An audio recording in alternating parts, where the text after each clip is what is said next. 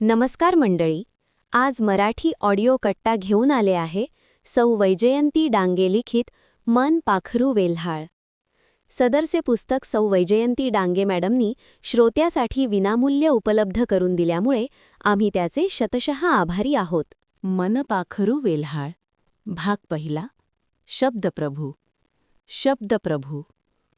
अक्षराला अक्षर जोडले की शब्द तयार होतो, आणि हे शब्द एका माळेत गुंफले की वाक्य तयार होते. आणि मग पुढे काव्य, महाकाव्य, लेख, कथा, कादंबरीची निर्मिती होते. ज्यांची शब्दांवर हुकूमत असते, वाग्गंगा जिभेवर असते, आणि जो शब्दांना प्रभू म्हणजे परमेश्वर मानतो, तोच खरा शब्दप्रभू होय. अशा शब्दप्रभूच्या हातून साहित्य क्षेत्रातील महान कलाकृती घडतात. महर्षी व्यासांना महाकाव्य लिहायचे होते. ते लिहिण्यासाठी त्यांना अत्यंत बुद्धिमान, बैठक पक्की असणारा आणि सुंदर हस्ताक्षर असणारी व्यक्ती हवी होती. हे सर्व गुण असणारी एक व्यक्ती त्यांच्या नजरेसमोर आली, आणि ते सरळ गणपतीसमोर जाऊन उभे राहिले. आणि माझा लेखनिक हो म्हणून त्यांनी गणपतीला विनंती केली. गणपती आनंदाने तयार झाला, पण त्याने महर्षींना एक अट घातली. मी एकदा बैठक मारून बसलो की मध्ये उठणार नाही आणि थांबणार पण नाही. आणि सांगताना तुम्ही थांबलात तर मी उठून जाईन. महर्षींनी क्षणभर विचार केला आणि अट मान्य केली. व्यास उसंत न घेता सांगत गेले आणि गणपतीने उतरवून घेतले. आणि महाभारत नावाच्या महाकाव्याचा जन्म झाला. म्हणूनच असे म्हणावेसे वाटते की महर्षी व्यास हे पहिले शब्दप्रभू असावेत.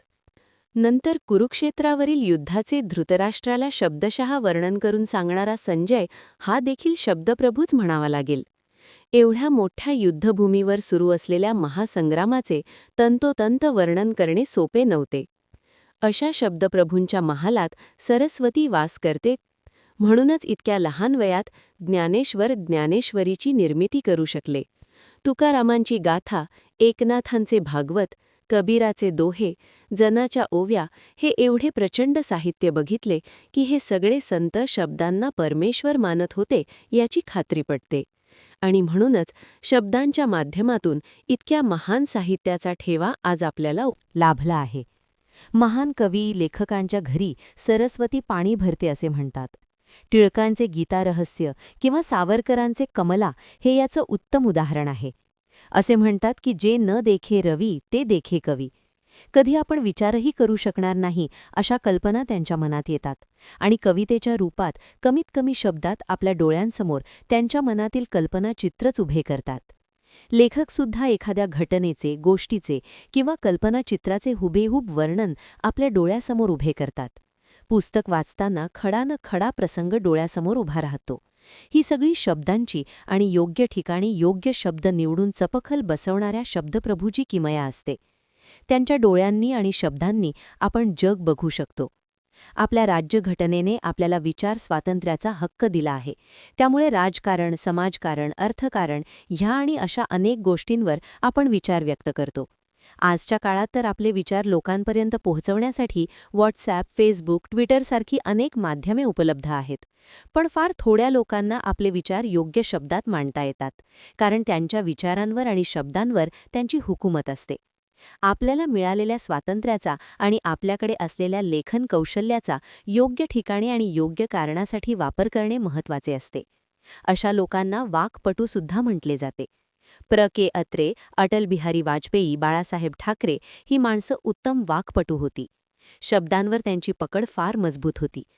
पु. ल. देशपांडे, वसंत कानेटकर, कवी कुसुमाग्रज, बालकवी, दुर्गाबाई भागवत, ग. दी. माडगुळकर, केशवसूत अशा महान कवी आणि लेखकांच्या दारी तर शब्दगंगाच वाहते असं म्हणले तर वावगे ठरणार नाही. नाटकात किंवा सिनेमातसुद्धा कथा आणि संवाद जरी लेखकांनी लिहिलेले असले तरी शब्दांची अचूक फेक पण महत्त्वाची असते. शब्दांचा अचूक भावार्थ प्रेक्षकांपर्यंत पोहोचणे अपेक्षित असते. त्यासाठी कलाकारांचे शब्दोच्चार आणि संवाद फेक खूप महत्त्वाची असते.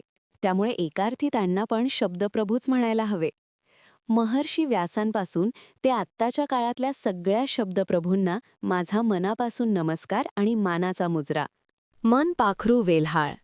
या पुस्तकांचे पुढील भाग ऐकण्यासाठी आमच्या मराठी ऑडिओ कट्टा या चॅनलला सबस्क्राईब करा, लाईक करा, शेअर करा आणि कमेंट करायला विसरू नका.